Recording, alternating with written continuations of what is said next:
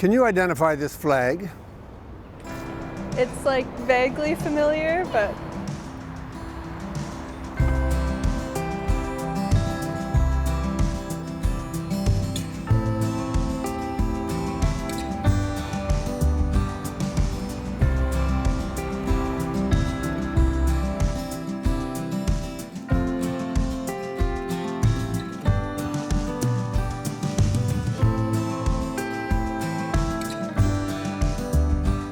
Est-ce que vous connaissez ce drapeau-là?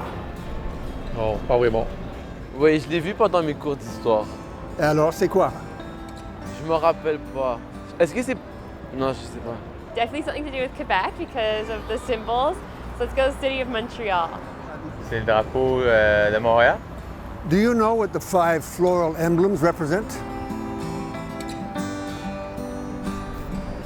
No idea, sorry.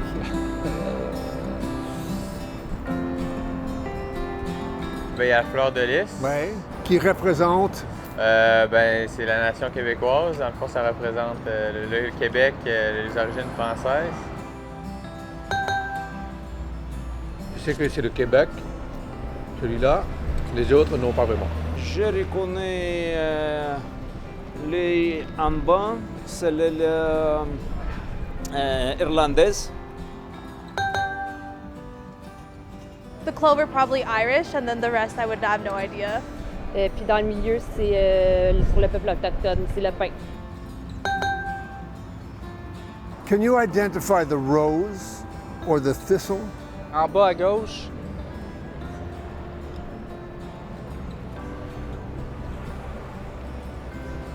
The fleur-de-lis is for Quebec. The one below is, I believe, a thistle for maybe Scotland, Scottish heritage.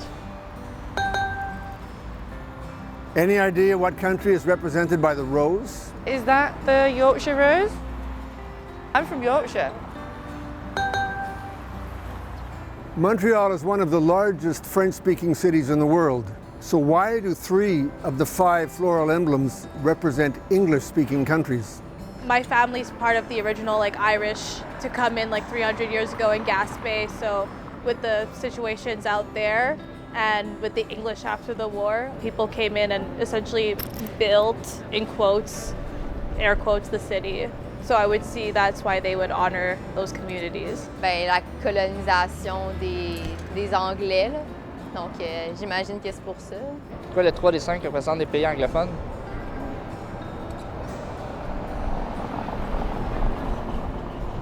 Eh boy.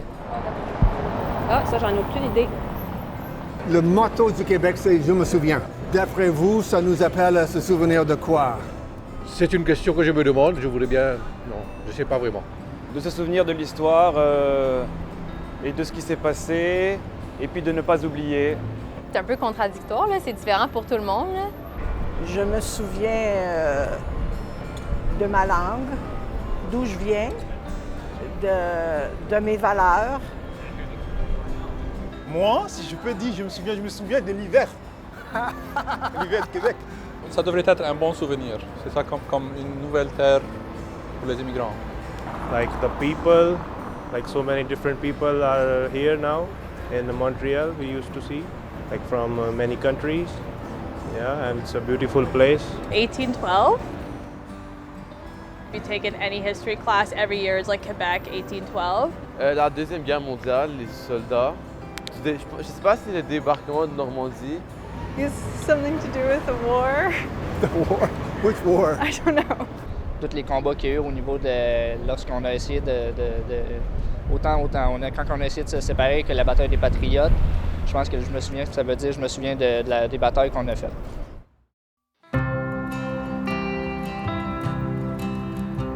Most Montrealers do not know the history represented by the flag of their own city. This is odd in a land whose motto declares the importance of remembering. The inhabitants of Montreal do remember that it was once part of Nouvelle-France. The French-speaking population of the territory was outnumbered by the English speakers of British North America, 70,000 to 1,600,000.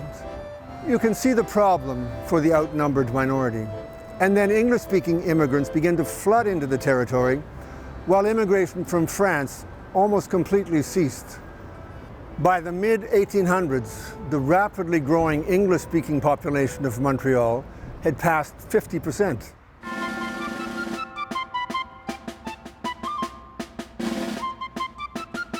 The future appeared predictable and inevitable.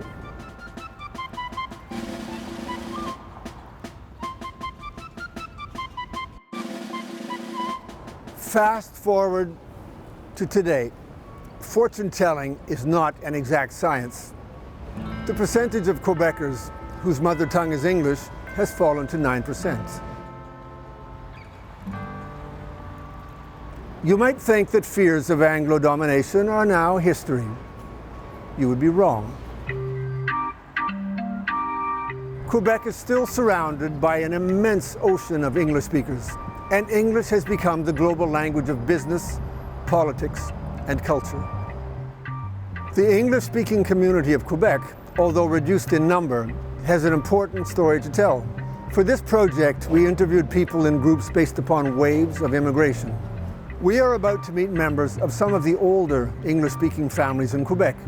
They have participated in periods of extraordinary growth and development, yet their story is barely included in the official history of Quebec. History is ephemeral and dependent upon what we choose to remember.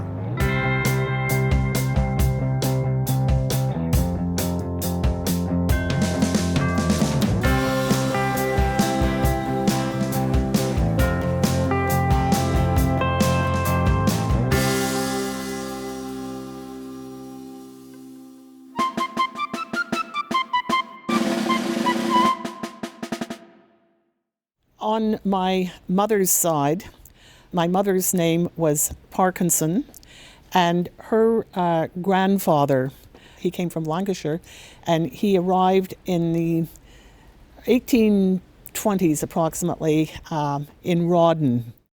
My ancestor Frank Johnson, he wanted to be an actor, but his grandfather said, because you like to travel, I'm going to pay your way around the world for as long as you want. So he sailed around the world for 2 years before setting foot on land.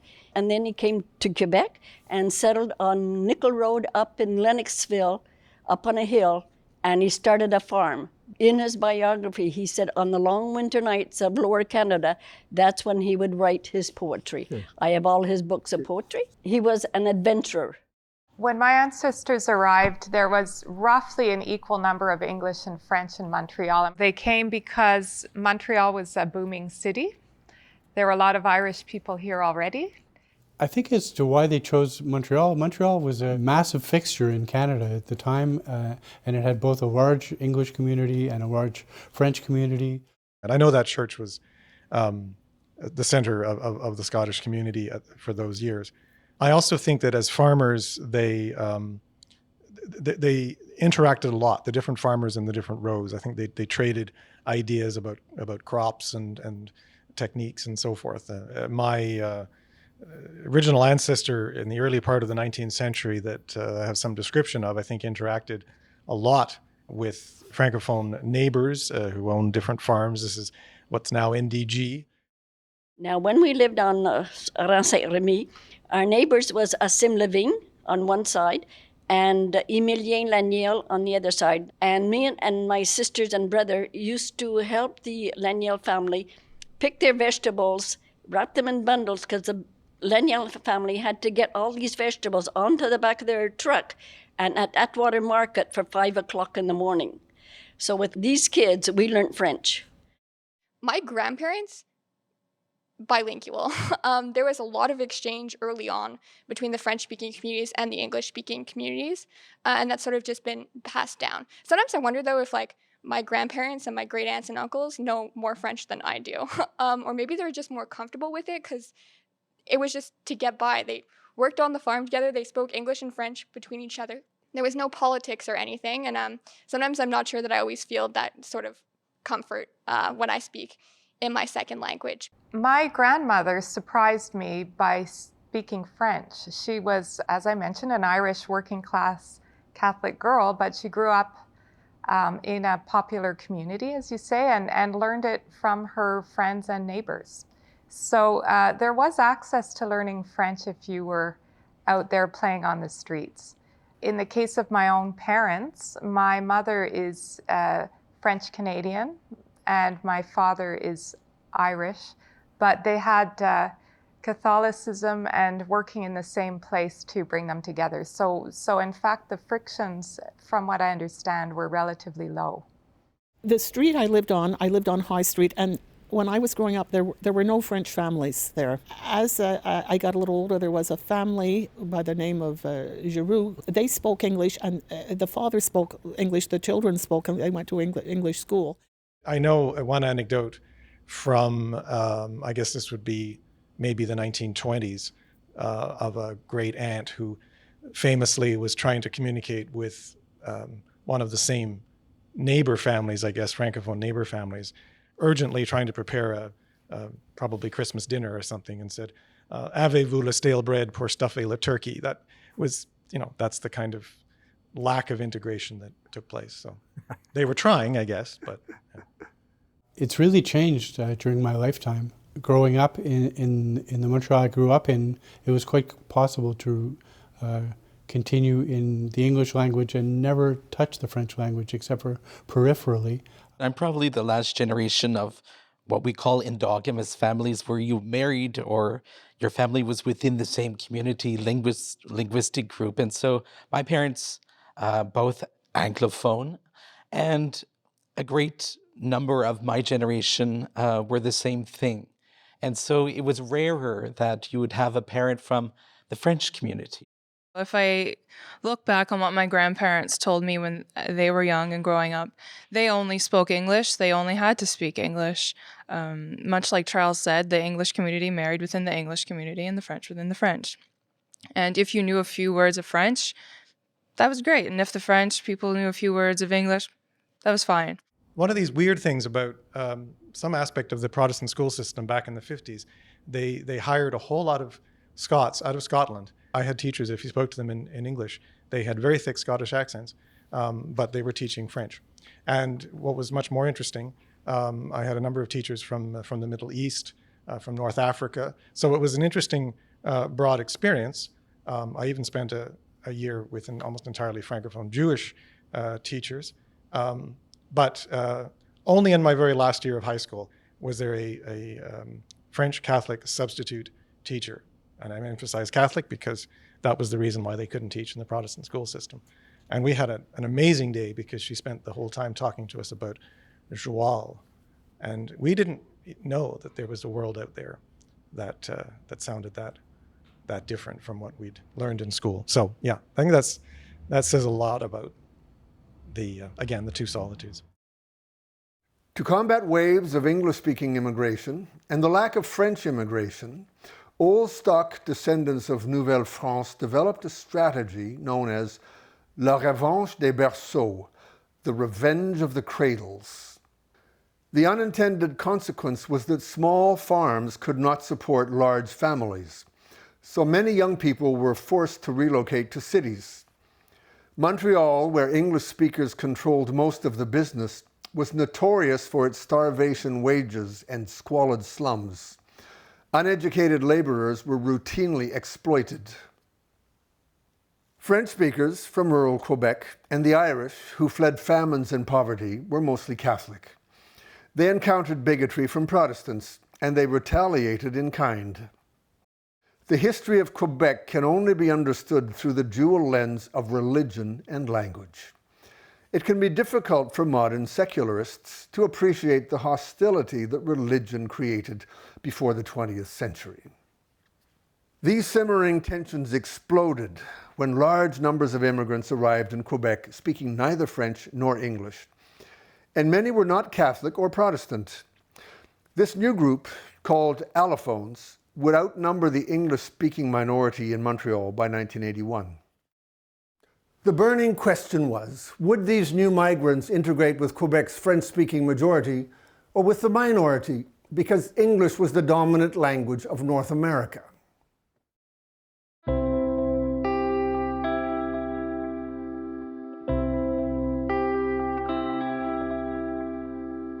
My parents left Italy after the end of the Second World War. The country was ravaged economically, very unstable politically. Well, Hungary was in the middle of an uprising in '56. My mother was fleeing from the Cultural Revolution in China. My parents decided to immigrate in '67 so that my brothers would avoid the army. Well, the first few years of being in Canada, I lived in the West Island. And in 1967, it really was Anglo-land. We came to Montreal because my mother had a distant cousin who lived here. And also, both my parents had good Polish educations. My mother's French was impeccable.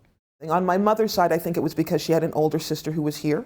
And overall, what Mom talks about is the fact that there were so few people of color anyway. And Montreal was one of the cities that had them. I think that's one of the reasons both of them chose Montreal in the end. I think most of us have the same experience who immigrated in the 60s. There was no social services to help immigrants or that we were aware of. My father started as a dishwasher and coming from well-educated in Portugal, and that's what you did to survive. My mother, from being a homemaker, started working in a factory. We came from a country where neither English nor French was the first language. I, as a child, ended up being an informal translator for my parents. And I guess the last thing is just economic, just because, just to put food on the table, The reason why you get into restaurant is that even if the business isn't doing good, at least you're assured food on the table. As with a lot of immigrants who were coming in as refugees or fleeing hardship, they didn't really have much in their pocket, so they built that up from nothing. My great-grandfather went to work when he first arrived in a factory, and there was a factory fire. The doors were locked, and he was killed. And my grandfather became the man of the house and started working at the age of 12. My grandfather went to work as a teenager to support his family with a horse and wagon, and he went across the Quebec countryside as a peddler. And at that time, there were a lot of Jewish people doing the same thing, a lot of Jewish men, and they were called les Juifs. And it wasn't anti-Semitic. It was just you need a pot and pan, you get it from le Juif. And he felt very close to his customers. He spoke only French. His English was very poor. But his children were not allowed to be educated in French because as Jews, we were barred from the Catholic schools. Even though by law, they were supposed to allow children of other religions in the schools, they didn't. So all the Jewish kids end up going to Protestant school if they went to public school. Grandparents spoke perfect French, perfect Moroccan French, not Quebecois French.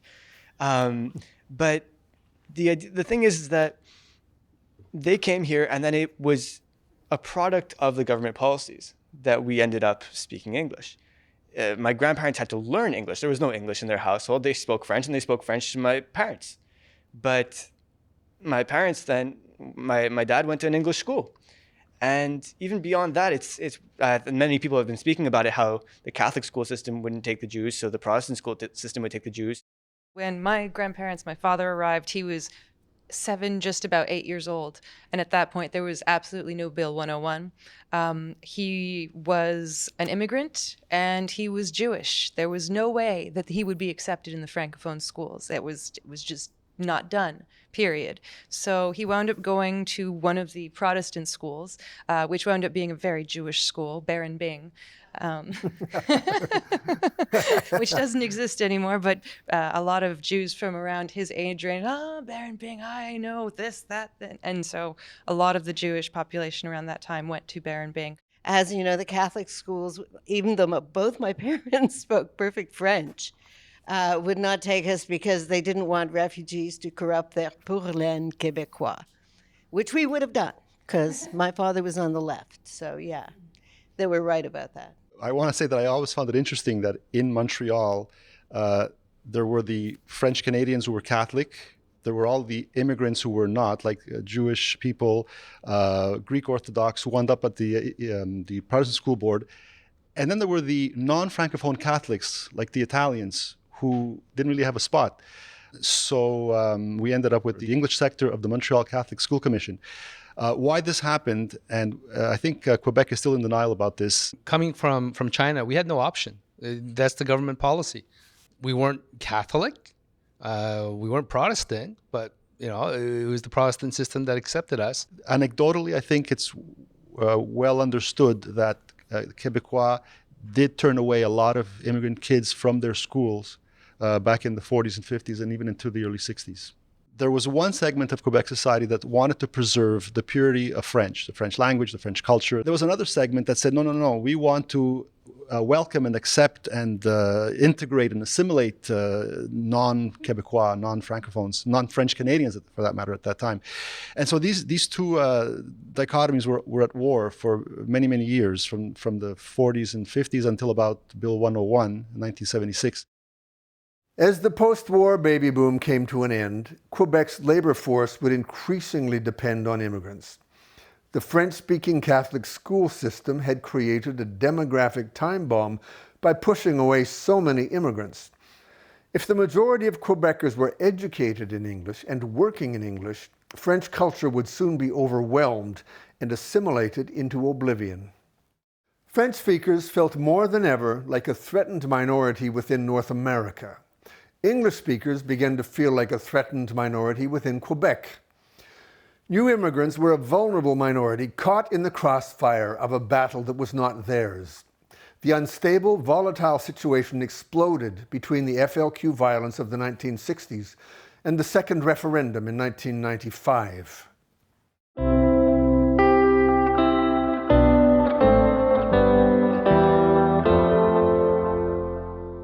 Well, I remember Soldiers in the Street in 1970, I think that was probably the worst that my parents could imagine things could get. It's my first year teaching, and of course we did have the bomb threats. A lot of fear, especially around the FLQ, because of the threat of violence. And I was living in Laval, and it was happening in Montreal, and so there was this sense of being separate from it, but not being able to go, it was, don't go to Montreal. If I go back to grade 2 or grade 3, I remember being told that I could no longer walk to school. It was an 8 or a 10 block walk because mailboxes were blowing up in our neighborhoods. That was an intense moment of violence. Robin Spry made a film in 1973 that captures the fear and confusion of that period. In 1963, extremists turned to violence, marking the birth of Le Front de Libération du Québec, the FLQ. The terrorists choose where Wolfe had thought. Do you remember how many bombings the FLQ was responsible for between 1963 and 1970? I was shocked from that film how many there were. The National Revenue Building, the RCMP headquarters, the Canadian National Railways, the Black Watch Armory, the Royal Canadian Air Force, the Queen Victoria Monument. The FLQ also bombed Eton's, Loyola College, and McGill University. The targets of the bombs were strategically chosen as symbols of foreign domination. In 7 years, 6 people were killed.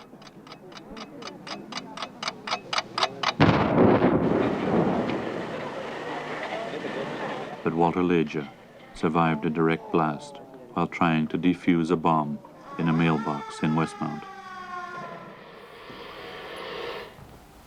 That guy was the nephew of our next door neighbor.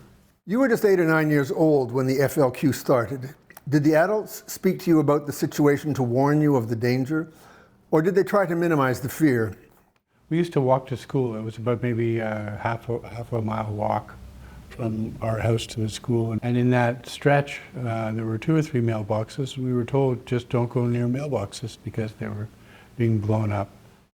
I remember, of course, the famous kidnapping of Cross. That's when I think it affected me. And I remember walking along Dr. Penfield and sometimes on Pine and seeing the guards, the soldiers out, I remember the tension in the atmosphere and wondering what was going to happen and seeing it in the newspapers every day. But then with Pierre Laporte, it was just sad. He had kids, he was and there was no reason that had to happen. There was a lot of popular support for the FLQ in their manifesto up until Laporte was killed.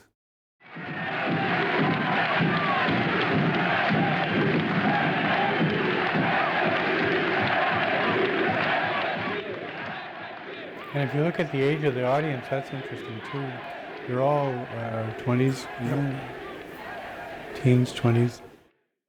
I remember talking to a few years after that, I was in Seja, and I was an art student, and I remember talking with a young filmmaker at the time, where she was going out with a friend of mine, and she described what it was like coming into Montreal and going to a department store at the center of downtown, Eaton's, and being told that, no, we don't speak French here, and speak to us in a civilized language.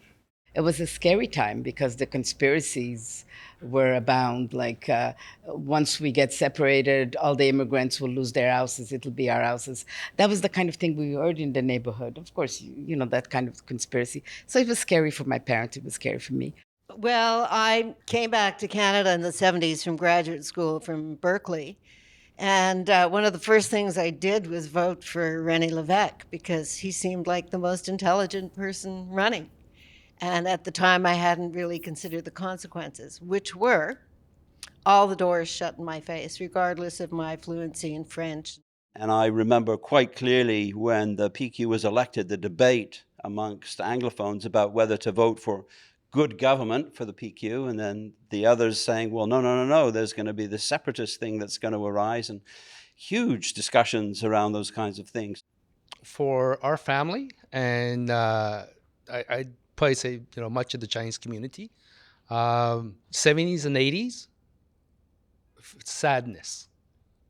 90s, fear.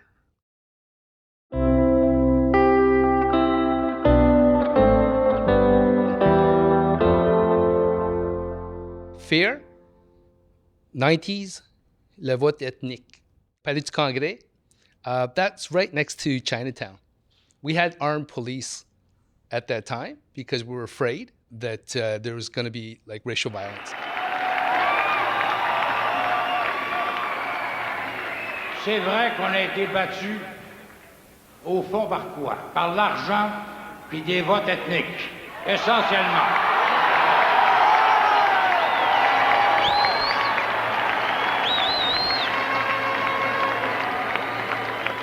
Alors, ça veut dire que la prochaine fois, au lieu d'être 60 ou 61% à voter oui, on sera 63 ou 64 et ça suffira.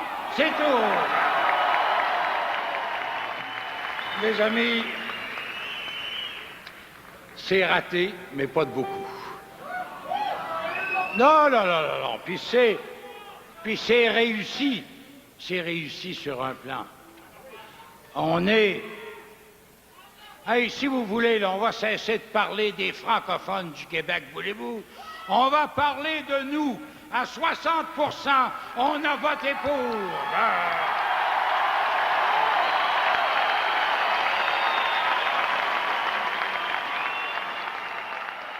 So let's talk a little bit about le vote ethnique.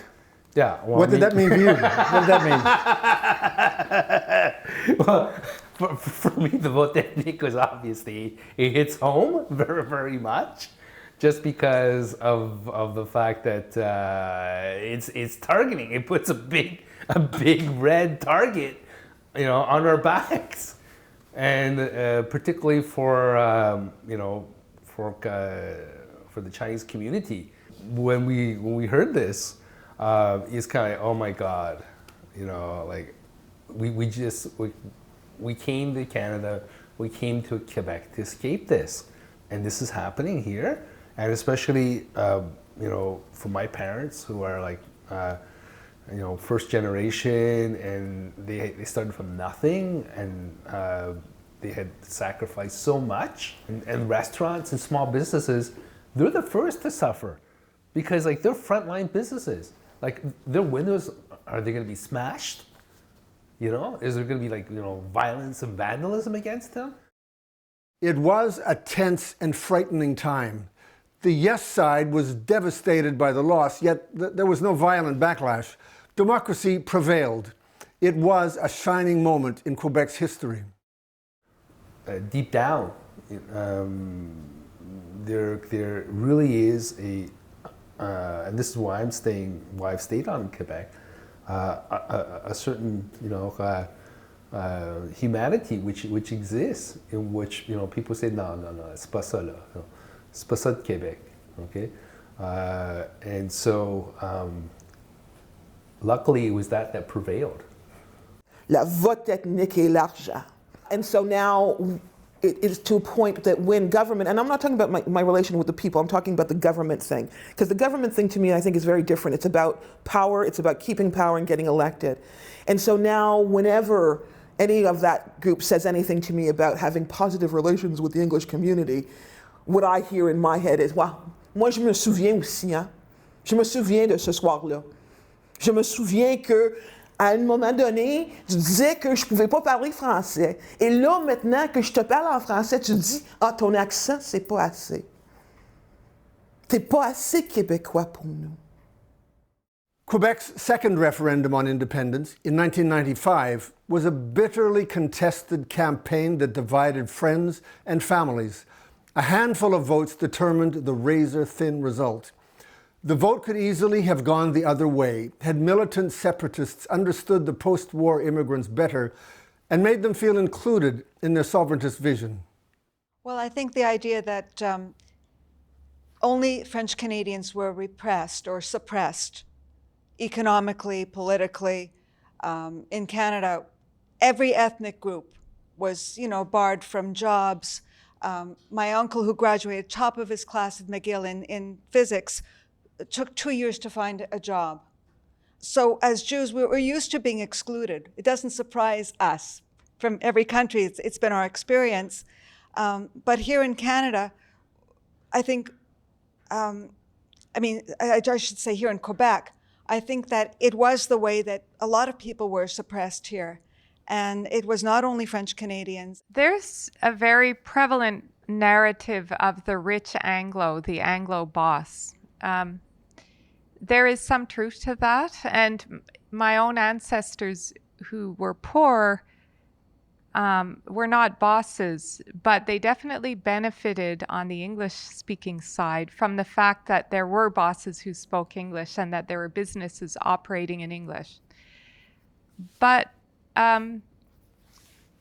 what I find is it's too, in the media, in history books, there's too often reference only to the wealthy elite, the 1% of the English speakers, as if they represented everyone. I think that's a heavy burden and it has to go. What I do see is a perpetuation of the myth of the Francophone as oppressed in Quebec. I think that one has a lot more, is more problematic in the sense that as long as you're seeing yourself as oppressed, you can't see yourself as the oppressor. During the period known as the Great Darkness, or La Grande Noirceur as it is known in French, and the Quiet Revolution, French speakers in Quebec had legitimate grounds for grievances. In 1971, economist François Vaillancourt, working at the Université de Montréal, revealed that English speakers earned more than Francophones. A unilingual Anglo earned 10% more than a unilingual Francophone. A bilingual Francophone earned 13% more than a unilingual Francophone. But a bilingual Anglo earned 17% more than a unilingual Francophone. French-speaking Quebecers were outraged by economic inequalities favoring minority English speakers in a province where 80% of the population was Francophone. Quebec governments passed laws to improve the status of the French language relative to English. The aims of the policies were twofold. First, to create equal opportunities for French speakers in their own province. And second, to enshrine French as the language of work and the shared public language of Quebec. One response to the new laws was that hundreds of thousands left Quebec.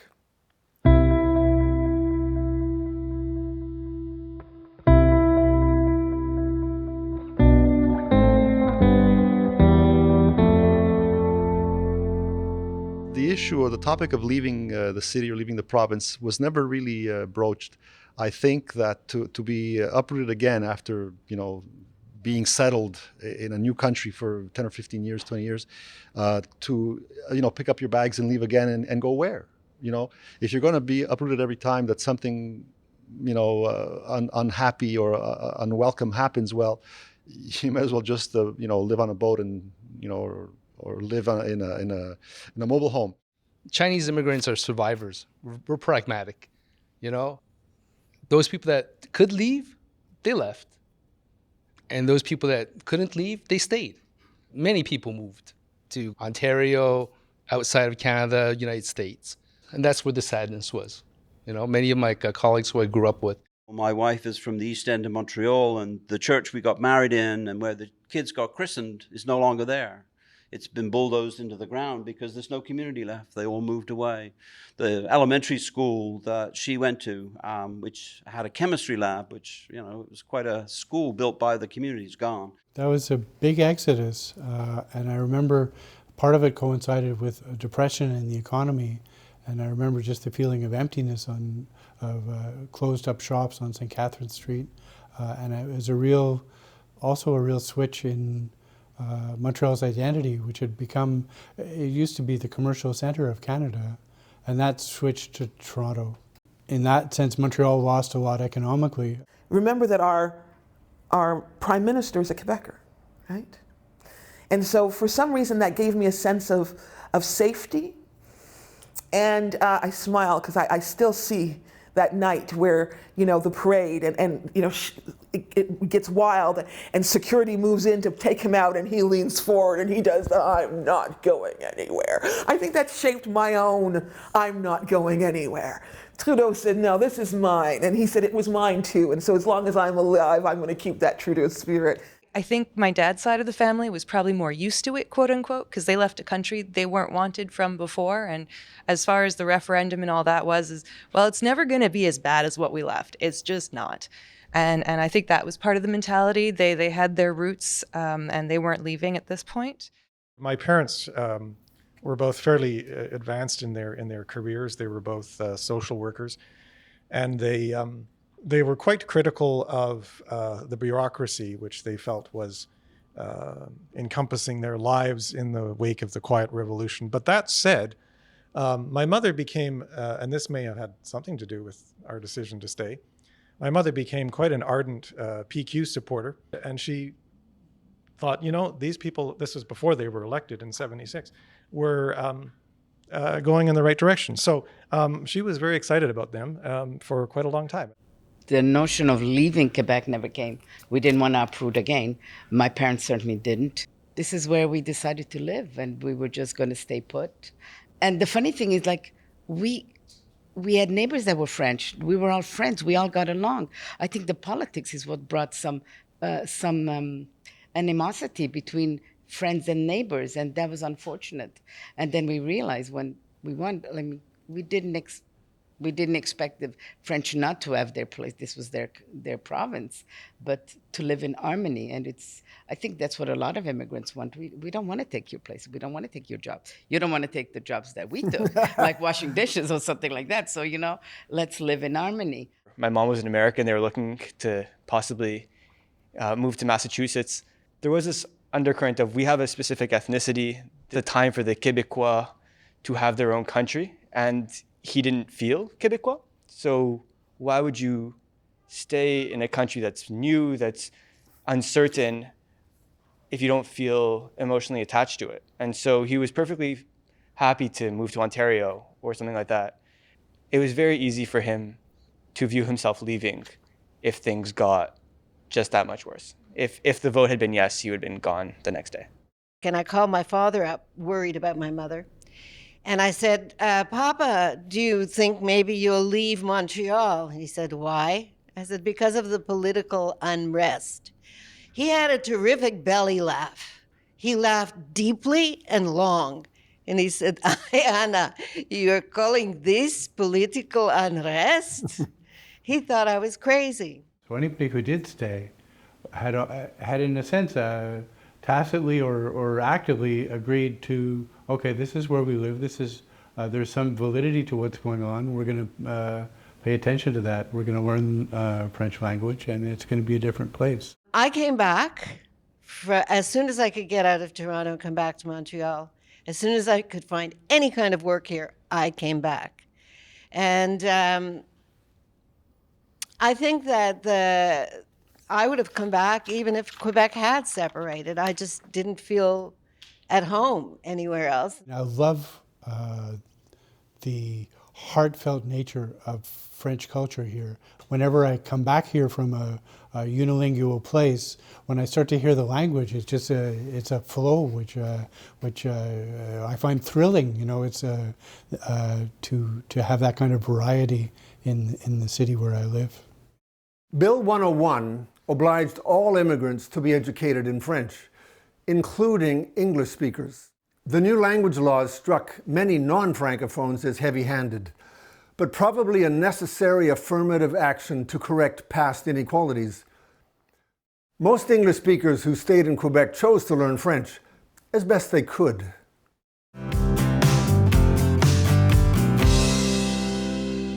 Well, I'm very proud that I was one of the first students that was in the French immersion program in the Protestant school system. And unfortunately, it started at age 12, which is a bit late to learn a second or a third language.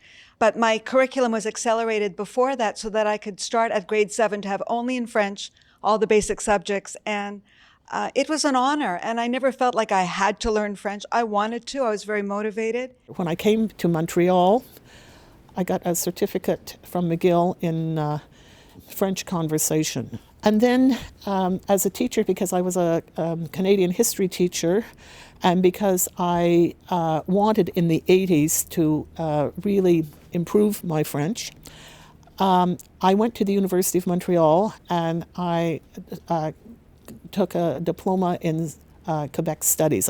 All the lectures were in French. My son was born in '93, my daughter in '96. They went to elementary school in French, and our whole social milieu was Plateau Montreal. And I had to learn a lot more French a lot quickly so I could help them with their math homework and whatever else. I grew up bilingual. They're very proud of me. I'm referred to as the French kid in the family. I went to English schools for elementary, high school, CEGEP, and then I made the decision to go to Université de Montréal. And going into Université de Montréal, I'm a kippa-wearing Jew. I thought, oh my God, I'm going to get anti-Semitism. This is going to be interesting. I have not heard a single word about me being Jewish. I have gotten so much abuse for being Anglo. I was not expecting that at all. So I said, you know what? Let's try something. I'm going to create the Comité des étudiants anglophones en droit de l'Université de Montréal. And I hear some people speak out about the club and they say, well, we don't think that U of M should have an Anglophone club. It's a French school. If you want to be Anglo, you go to McGill. And then I had someone else say, if you give the Anglos an inch, they'll take a mile. But then I had people come out and say, you know what? I'm a Francophone. My grandmother used to tell me about how they forced her to speak French, forced her to speak English at the Eaton Center when they were serving people. That happened. Okay, that happened. But now it's different. And this is a service that they need. They're not being political. We should help integrate Anglophones. I grew up in Quebec City. I did my law, actually. I jumped from the English system directly into the French system at Laval University, where I did my baccalauréat de droit. I sympathize totally with you, Mayor, okay? I was the only Vismin in all of Laval, and there were a couple of Anglos, refugees from Montreal. But that being said, I made that decision to, immerse myself into French culture, French institutions. Growing up in the 90s as an Anglophone, it wasn't always amazing. From an Anglophone family that do not speak French, my father tries, but my mom's family don't. There were struggles as a child to not be able to communicate with the other children that were only French. I realized quickly in high school that if I wanted any success within the province, I'm really going to have to study French. And I ended up getting a job within the public where I was forced to speak French every day, and then trying to become friends with people who were French just to get that language, because it was always for me an embarrassment to have that English accent when I spoke the language, and it's still there today. Well, you're not alone. A lot of us feel that way. Bill 101 obliged immigrants to be educated in French. But could it create the conditions that would cause them to love Quebec's French language and culture?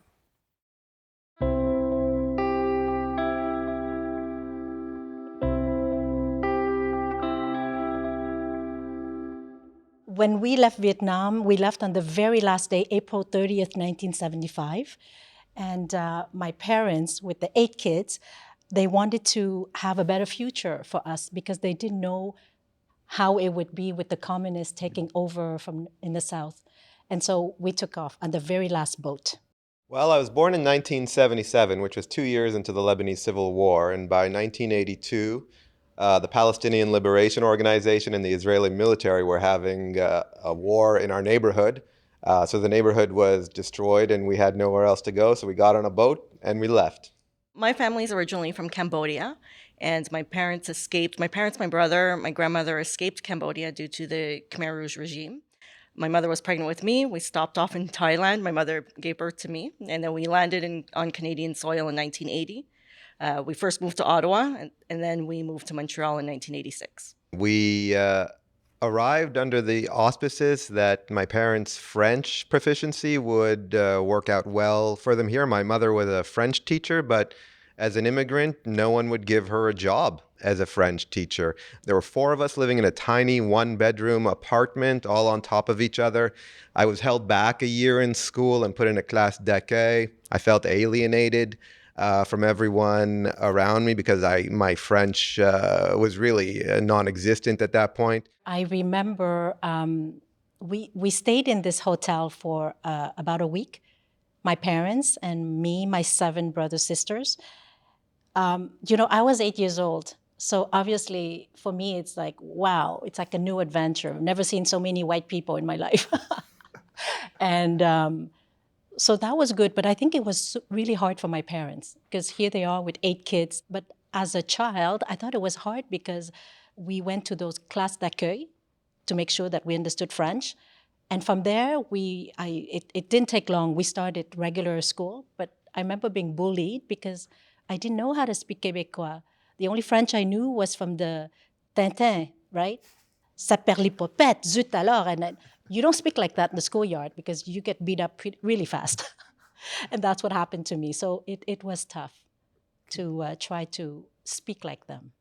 Well, the strongest memories were that it was the very first time in my life that I felt profoundly disillusioned in that I'd grown up in all these political situations. We'd moved because of a war and all that, but I felt protected before then, and life had somehow still felt easy when we were in Greece, and then we were moving here to resolve a lot of problems, and it felt like I'd become a problem by the time we ended up here.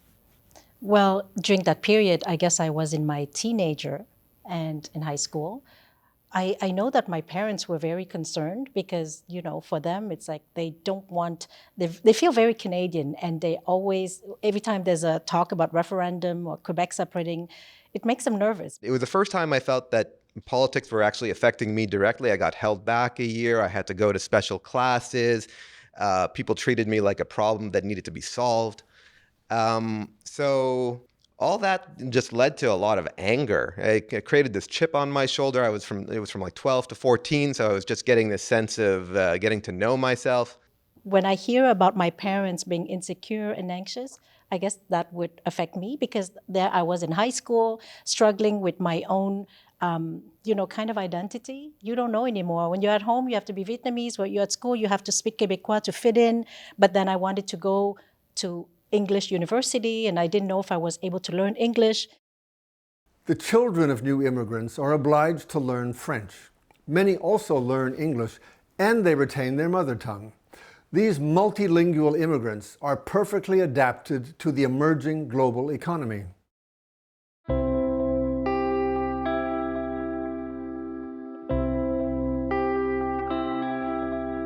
My choice of Quebec goes all the way back to 1995, where at my last year at university in the UK, I chose to do an option on Quebec. I always knew that I wanted to be able to live in more than one language than just English. So I chose Quebec in the craziest year, of course, the year of the referendum. We came in 1998, which means that we didn't really have internet yet back at home, so we couldn't research and prepare and find and build that support system as people who immigrate now do.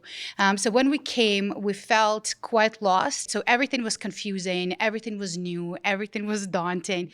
When you're an immigrant, you lose your network, right? They say your network is your net worth. We come to a new country, we become poor instantaneously. Before I arrived here, I know there was a long, complicated history between the Anglophone and Francophone in Quebec. But in my mind, I thought it was in the past. It's in the history.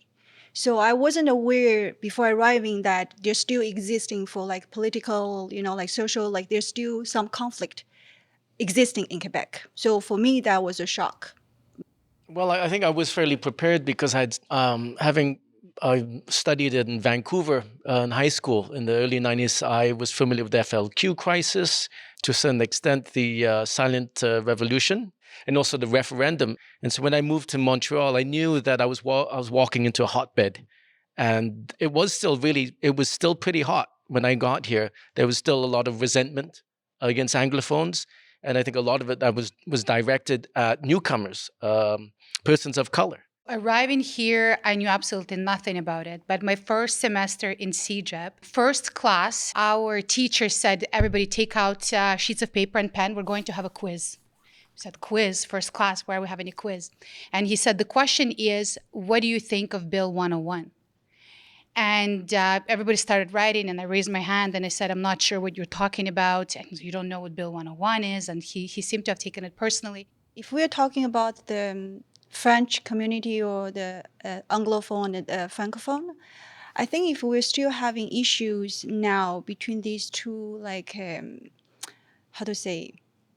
group, I found it's kind of a little bit sad because, there's so many immigrants here or from different regions, different background came and contributed in Canada's development, right? There are many, from Italy or from Africa, from Asia, everybody contribute in this country. It's like there's a war between the French and the English, not just the language, but the communities.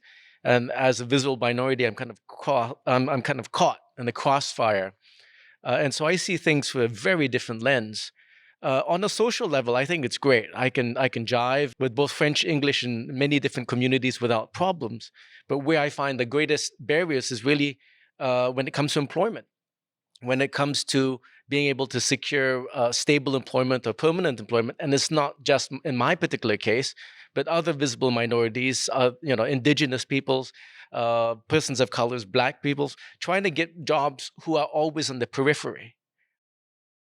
One pervasive myth in Quebec is that all Anglos live on the island of Montreal, and that they are hunkered down in wealthy gated communities spreading from the western slopes of Mount Royal to the west side of the island. Therefore, the rural heartland of Quebec is, and always was, 100% French. The census numbers of 1861 tell a surprisingly different story.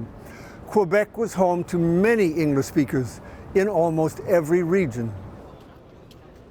If we were to travel back in time to the Victorian era, we would discover large numbers of English speakers who helped develop the rural regions of Quebec. These forgotten worlds are still very much alive for the descendants who still live there.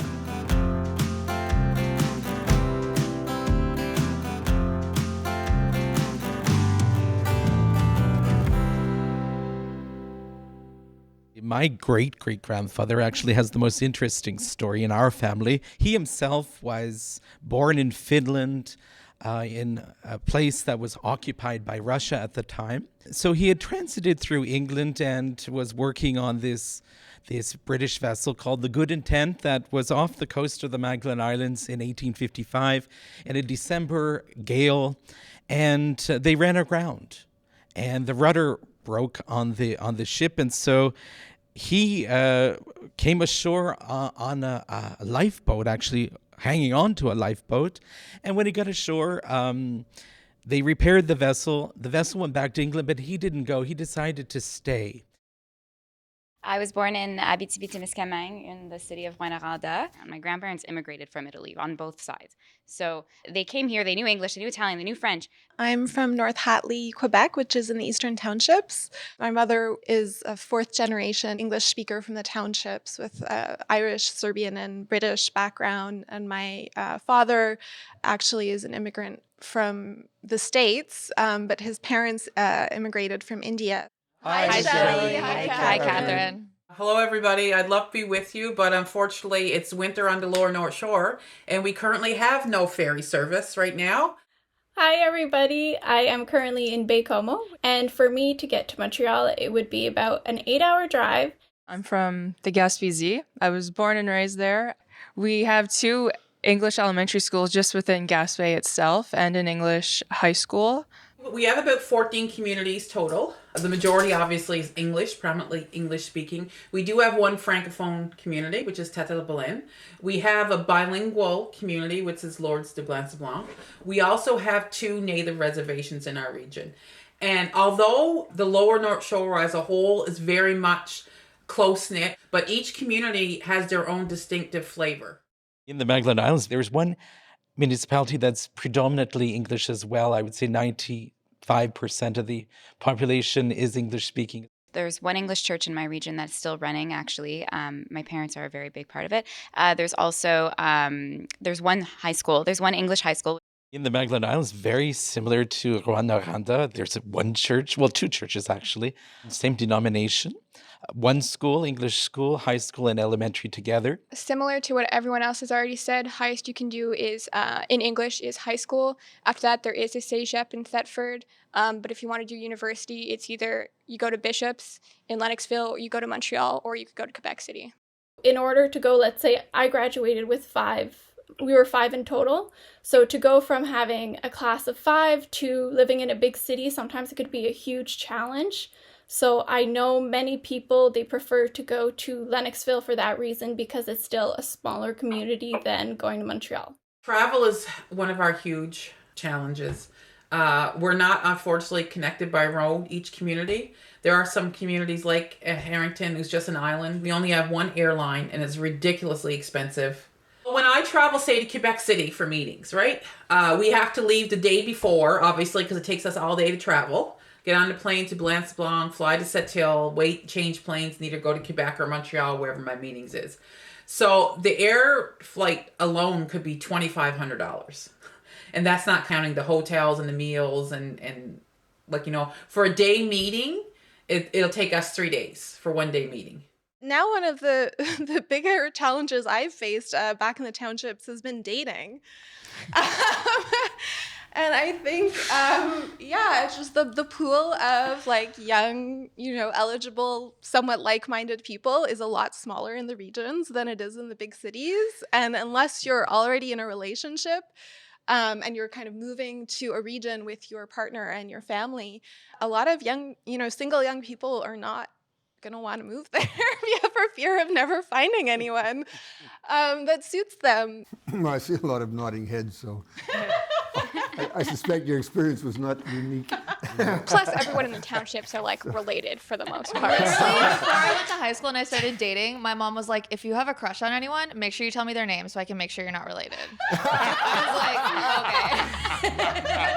Yes. You run out of Tinder swipes in like 30 swipes. That's it. One of my cousins dated someone for 3 years, brought them down home. My uncle started talking to him, and they found out they were like 7 cousins. I can't date in the English community. I'm related to everyone. So that French, that English accent was coming out heavy.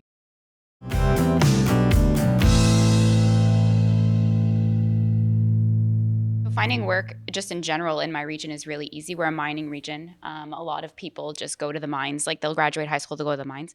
It's a well-paying job. It's a dangerous job, a well-paying job. In terms of finding work in English, it's very difficult and limited. But if you wanted to go find work in French and be bilingual, it's actually an asset. My family started and still runs the first Indian restaurant in the Eastern Townships, where forever the staff that they have hired has been a really interesting microcosm of the different kind of populations that are living in the townships that doesn't correspond to a lot of the dominant narratives about what who townshippers are. Basically did all of my education in English, and therefore when I got onto the job market, I thought it would be a little challenging because my vocabulary was limited to basically just using it with friends while going shopping. In the beginning, it was actually quite hard. Like, I came home and I was exhausted and I had headaches. But after like 3 months, I remember I was speaking to my boss, and she was like, "Wow, Catherine, like, look at you. 3 months ago, you would have never spoken like that." And I would say that the quality of the French language education I received in the region was just not up to par to almost help us foster and thrive in that language. That was only 15 years ago, and I would say the inverse is true as well for my cousins who went to French school. I wouldn't say that the quality of the English language education they got was fantastic either. At that time, it wasn't as well focused on. And now a lot of my former classmates, lots of them who didn't get that chance to learn French in school and they came from Anglophone only families, a lot of them end up leaving the region because they just can't do the work in French. It's not their fault. But with what they grew up with, it's not possible for them to thrive. It was very important to my parents to send myself and my younger brother to French high school because I think they were very aware of the different limitations that not being fully bilingual kind of created for them in their not only professional lives, but their social lives. And they wanted my brother and I to have every opportunity. So they forced us to go to French high school, which was really a gift in retrospect. At the time, it didn't feel that way. So my brother and I are fully bilingual. My brother went on to pursue all of his med school, all of his studies in French, and ended up marrying a Francophone, and his life really took a different path. It was really hard growing up in my community as an Anglophone, going to an English school and not even knowing, like some of my French friends, if you will, they didn't even know that there was an English school. And then I was pegged as that English girl. Like, I was that English girl, which is why the accent had to be gone right away. When you have that accent on your French, it's so obvious. And I wouldn't say it's the majority of cases, but every now and then you'll get someone who criticizes your accent or criticizes the way that you speak. And it hurts. You're like, I'm in my second language. I'm doing my best. Can you recognize that? English-speaking schools and churches can be found in many regions of Quebec, but they are often invisible. Like the communities they serve, large English-speaking populations have disappeared. Some people got rid of their accents and assimilated almost completely. Others relocated to Montreal or left Quebec. The communities that remain are vestiges of what they once were.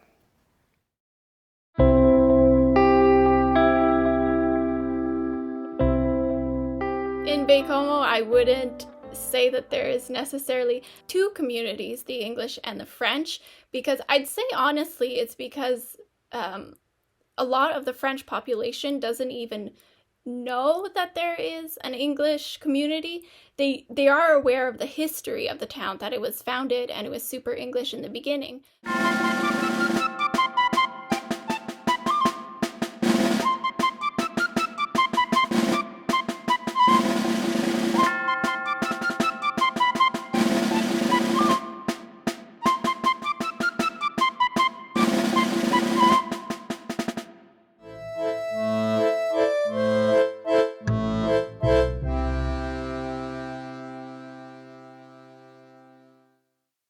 The community was extremely Anglophone in the beginning, and I'm actually not sure how it became to be so French with so little English. I think it's basically with the industries, the English families just moved out of town, but I'm actually really not sure about that. Even I'm starting to realize how much that sort of the old English names for regions are starting to disappear. Even in my mom's generation, some of the traditional names for like some of the hills or the lakes or the rivers, they're gone. And I'm only just starting to retrace them back with the help of like my great uncles, my great aunts, or books that were written in the 1800s about it. And I think that's important. And I think it's really important for my generation, me, my cousins, other people who have connections and roots down home, to sort of make sure that history isn't lost, and that culture isn't lost. Like, to go back sort of to the kitchen parties I was talking about earlier, no one in my generation knows how to play the fiddle that I know of. Honestly, I don't know if there'll be another sort of that kind of kitchen party when we can all gather again, in the same way. I mean, I still know all the fiddle music, but I can't play it myself type thing. One of the things that I saw a few years ago, CBC did this map. Where are the Anglos in Quebec? And they have this wonderful interactive map on their website. I don't know if it's still there. But so few people who live in Montreal, for example, believe that there are vibrant English-speaking communities that thrive outside this metropolis. I work with, a lot of people in the English Montreal School Board. They say, well, why aren't you French? You're from Gaspé. And I'm like, there's a big Anglophone community. We exist. Oh my God. Literally, that comes up in every job interview. Like, That's really interesting. If you're from the Gaspé, why are you English?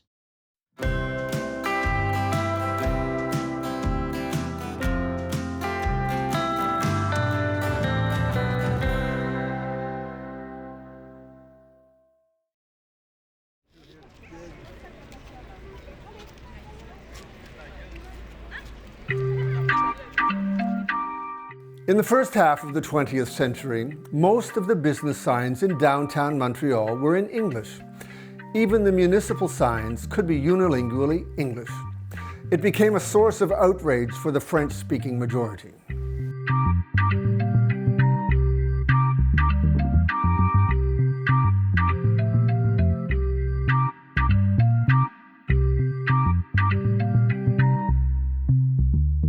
Language laws have completely changed the public face of Quebec's cities. Quebec is officially a French-speaking province, although businesses and government agencies still offer services in English. Newcomers are mystified at the passions that can be stirred up by something as simple as the recently reviled greeting, bonjour, hi. Anglos and allophones appreciate the bilingual character of Quebec, particularly in Montreal. They want their children to speak French, but they also want them to speak English and other languages.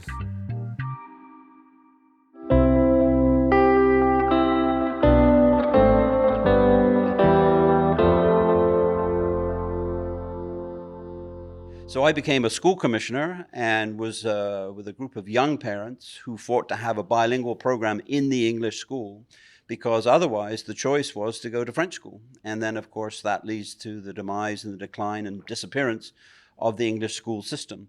So I think we've done pretty well, because both my kids, son and a daughter, have stayed here in Quebec and are having their own children now. And they're pretty bilingual. You can never really say that you're fluently bilingual. My son-in-law is what I call a Franglo. He's just unbelievable. You can't tell when he speaks English or French of which linguistic group he's from. So that's always the aim. And I wish there was a bit more flexibility in allowing that bilingualism, because it's a dirty word, right? But I think there would be a lot of advantages for enhanced bilingualism in the educational system. I feel more a Montrealer than I do a Quebecer or a Canadian. I love the city. I love the people here.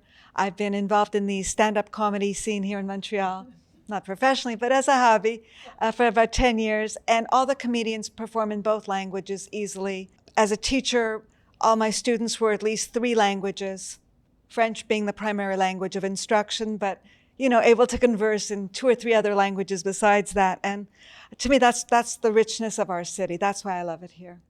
I have 2 kids. So I have my son who's 22 and my daughter is 18. It's important for me that they speak as many languages as possible. But I gave up on Vietnamese. So they're bilingual.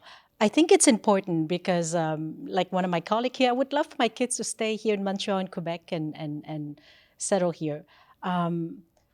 But I I feel privileged that I was able to send them to English school because I married, my husband is Canadian, he's from Montreal, Irish, Scottish, Chinese, and so my kids are a little bit of everything.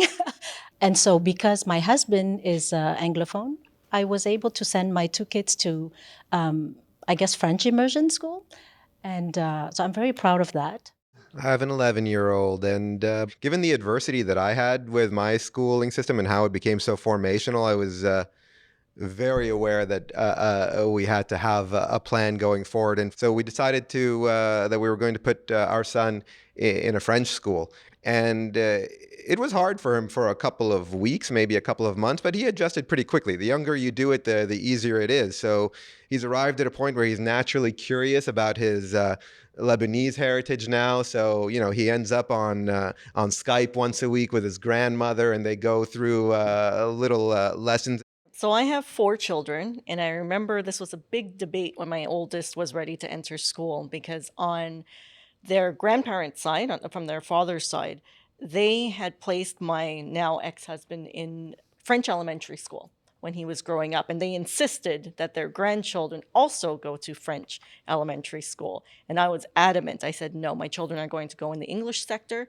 This was after the change, and there were linguistic school boards. They were going in the English sector because English is the international language of business. I have a background in business, and it was so important for me for them to learn English as their first language and French as their second language.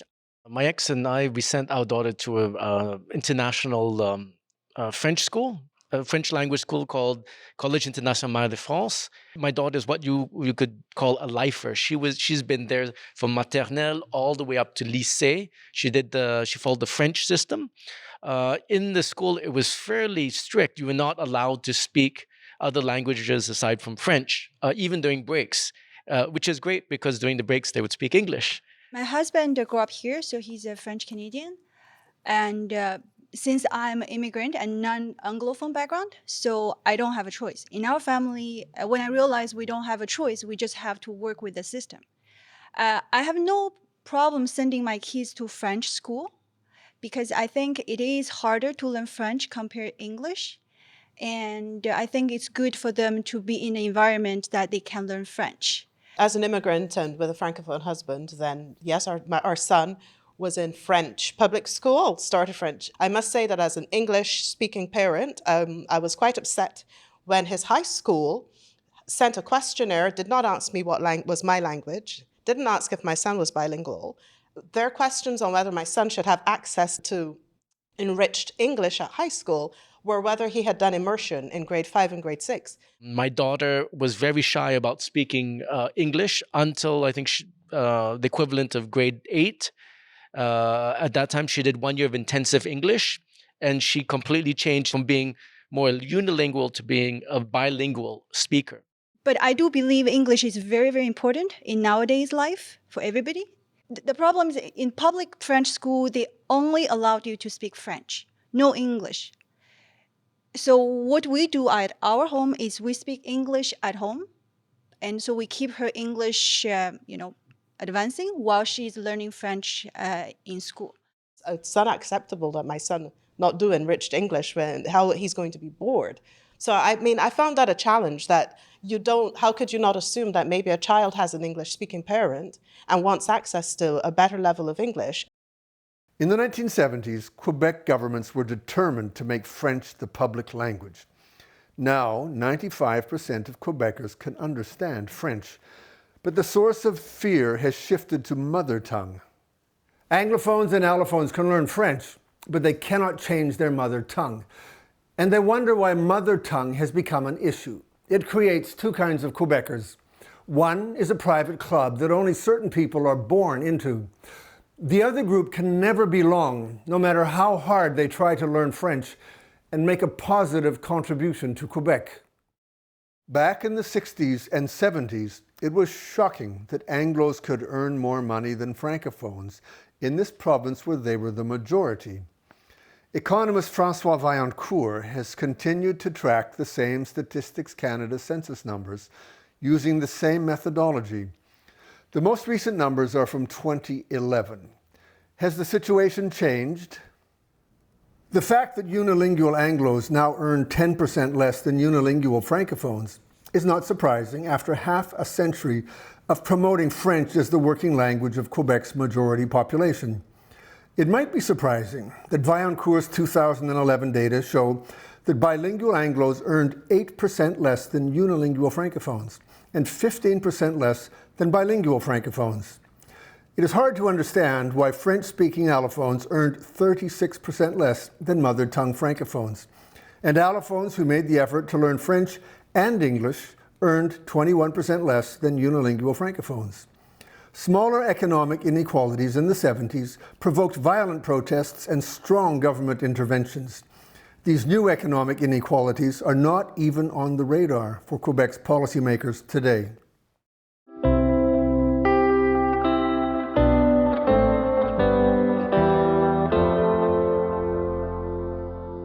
I speak fluent French and have worked in French for over 20 years. And it's not that I haven't been hired by a French company, but I've been interviewed. I have never even been called. Like, I would send my CV to an ordinary French company, and I'd send it to a huge multinational in Montreal, and I'd get called by the huge multinational, but not by the French company. Like, I've lived in France. Why not? How come they don't think I'm going to fit in? I obviously speak the language, and I don't get that. It's quite incredible. Living here in Quebec, the amount of people who will say to me, oh, you're so lucky that you're of color, because there's all these programs for you. They want to hire, the government wants to hire. You've got it made. And these same people actually wouldn't hire you. And similar to your experience, when I first moved to Montreal, I would apply for jobs in French, send out my French CV, go to job interviews in French, and the replies would often be, well, you speak French very well, but you have an accent, and je pense qu'il faudrait qu'on engage quelqu'un d'ici. We need someone from here that people can understand. So people can talk about language, but really the communication ain't happening. I was able to navigate in English, en français, and I was proud of that. Now that I'm no longer working in a corporate, now that I've raised my kids, now that I travel the world, now that I'm currently working on a documentary movie, my first one, on Vietnam, on women entrepreneurs, I find that now there's little subtle, for example, my neighbor, so she would ask me, est-ce que tu vas faire le film en français? So I tell her, no, it's going to be in English, because I really want to empower women in the world with my movie. And then we got into a very uncomfortable discussion. Ah ben non, Zuni, voyons donc, t'es au Québec. T'as fait tellement d'entrevues à Radio-Canada, t'es dans les nouvelles, il faut que ça soit en français. And since then, she's not talking to me too much. I feel like I've given a lot to Quebec. I think, I taught immigrants, I teach, I speak to different audiences. I've done a lot of work, but now all of a sudden, il faut que je sois un petit peu plus québécoise que canadienne. And I don't like that. As far as politics are concerned, I'm actually in the process right now of pursuing in the short, medium term, in the next few years, a political career. So this is something that's been on my agenda that I've done a lot of research in, because there aren't a lot of people who look like me or like Zuni in national or provincial politics. And that doesn't scare me. And I've explained this to my children. I said, when you have a voice and you have something to say and you have a message to send out and you say it and you articulate well, it doesn't matter what you look like, and you just keep pushing. It's like a party or a dinner, right? When you're in a family, whether you like each other or not, you're at the dinner table and things happen there. But if you're on the outside, you can never sit at the dinner table. So my policy for the last couple of years is really to come uninvited to the table, knock on the door, crash the door down, crash the party, but always make sure that I bring something, right? Like any family or any meal, you've got to bring something that you can contribute, that you can use to enrich that experience. In the kitchen, in the dining room, there always is some kind of collection of bilingual or unilingual French speakers, English speakers, people from Afghanistan, people from Nepal, people who speak, some Indian languages and not others. Race has played a very big role in in my life and the formulation of my own identity in Quebec. One of the reasons for that is this kind of assumption that because, if you're a person of color, you can't really be from here. Interestingly, when I went back to Ukraine to visit after graduating university, I felt that I didn't belong there at all. So all of a sudden, I felt I had a bigger culture shock going there than I had here. And then I felt, oh my God, I don't belong anywhere. So really now, as an adult who is successful and has her own business and has built an incredible community that's extremely supportive, now I belong. I've never called myself a Quebecer. I only thought of this now as we're having this discussion. I don't know why. I say that I'm Canadian. I say that I'm from Canada. Inevitably now, I also always mention that I'm an immigrant, and I didn't for so many years. I would hide it. Now I own T-shirts that say immigrant. I own mugs. My headshots on all of my social media say immigrant on them as well. So now it's this balanced identity. Where do I belong? I belong with my family. I belong with my friends. I belong with my community. But there's still that inescapable feeling of otherness that I have learned to accept. I love Marina's immigrant t-shirts because I think a lot of us as immigrants, I identify, I see things that Marina says, I see things other immigrants say, and we have made a choice to come here. We're courageous people. This 15-year stretch that I've been living here is the longest I've lived in one place for my life, and I'm nearly 50. So I really, this is home for me. I'm happy that my son has that. I moved all the time as a little girl. I'm so happy that he has that stability. And my husband's very, very Quebecois, and I love Quebecois culture.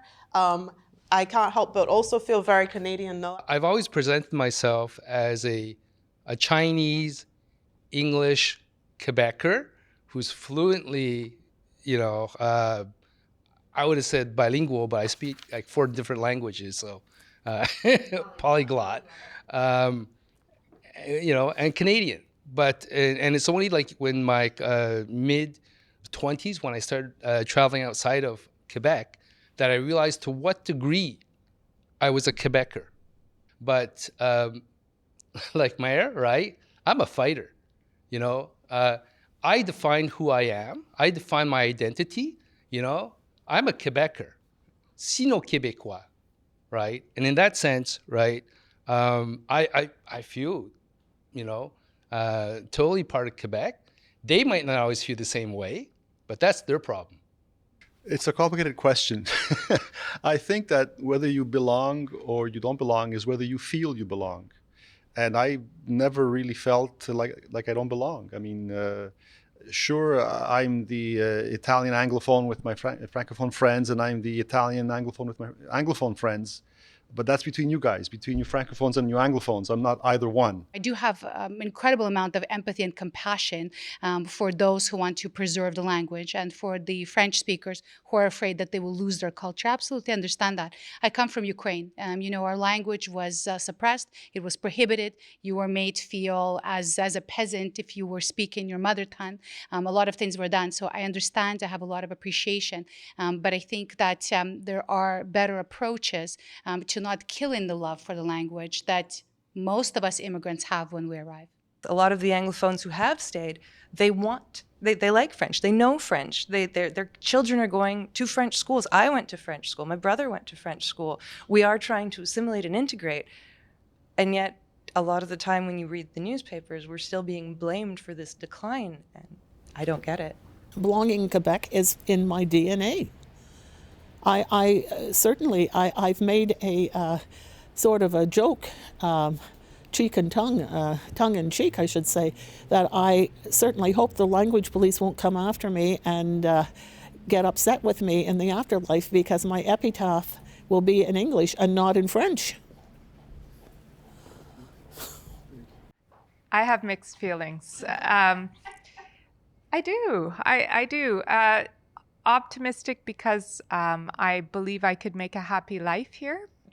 Pessimistic because I think we're heading into some politically stormy periods that are unnecessarily divisive. And while I have plenty of gumption and plan to put my 2 cents in when these discussions arise, I know that it's not always going to be easy. I'm optimistic in the sense that I have confidence that I will take part in and enjoy taking part in the debates that are to come. And I don't believe that we're going to be entirely destroyed or devastated by the outcome. That's not to say that I don't anticipate it with a certain amount of concern and irritation, I guess.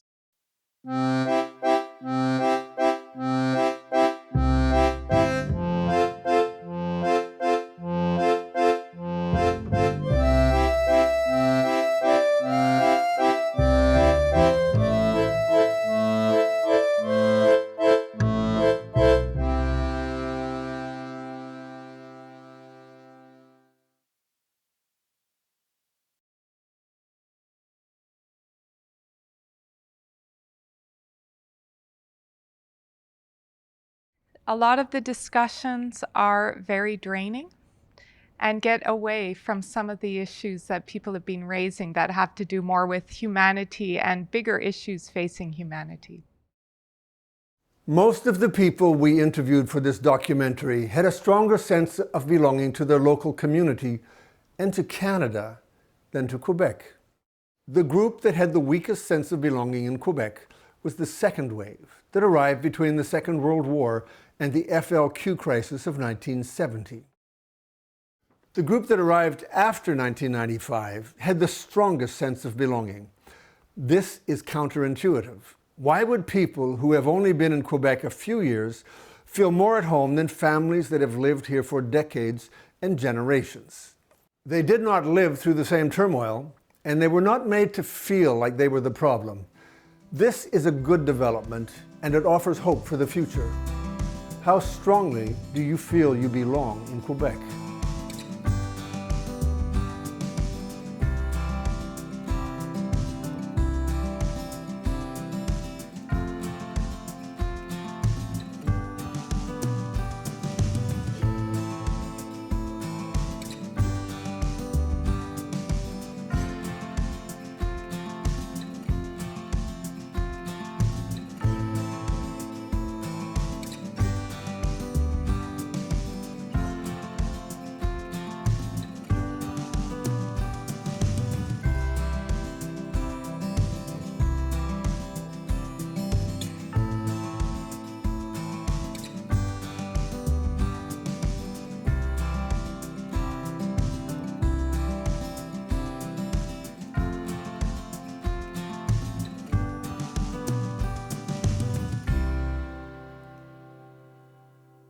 Anglos in Quebec are often portrayed as a pampered and oppressive elite of white Anglo-Saxon Protestants. Many of them are not Protestants, although they became part of the English-speaking community because they were not Catholic. Most Anglos are not white or Anglo-Saxons. They are from Asia, Africa, the Middle East, and Eastern Europe. Even most of the people with direct roots in the British Isles claim to be Celts. And most Anglos are not now, and never were, part of the ruling class. It was a convenient myth during Quebec's decades of self-affirmation to divide the world into tribes of us versus them, and to portray all Anglos as an oppressive elite that needed to be conquered. Lorraine O'Donnell expressed what a lot of Anglos feel. What I find is it's too, in the media, in history books, there's too often reference only to the wealthy elite, the 1% of the English speakers, as if they represented everyone. I think that's a heavy burden, and it has to go. And Deborah Ford pinpointed the blind spot created by a culture that sees itself as a victimized minority. In a contest to be the most victimized, there are no winners. We are all losers. What I do see is a perpetuation of the myth of the Francophone as oppressed in Quebec. I think that one has a lot more, is more problematic in the sense that as long as you're seeing yourself as oppressed, you can't see yourself as the oppressor. Dominic Cusmano got to the heart of the ongoing friction in Quebec. There was one segment of Quebec society that wanted to preserve the purity of French, the French language, the French culture. There was another segment that said, no, we want to welcome and accept and integrate and assimilate non-Quebecois, non-Francophones. These competing visions still divide Quebec. One is a yearning to return to a mythical past with a single dominant language and culture. The other vision looks to a future that is diverse, multicultural, and multilingual. The French language will always feel endangered in North America. That is a fact. Quebec is an island surrounded by an ocean that speaks the most powerful and influential language on the planet for business, higher education, tourism, and culture. It is also a fact that if every single English speaker were to leave Quebec tonight, all of those outside forces would still be a problem tomorrow.